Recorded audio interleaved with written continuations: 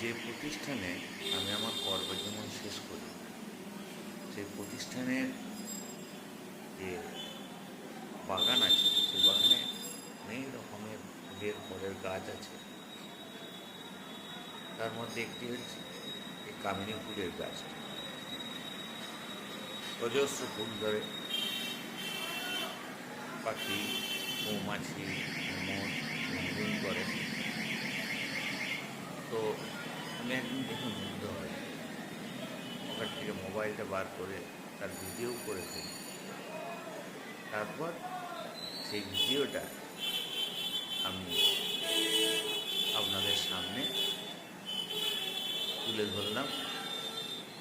যদি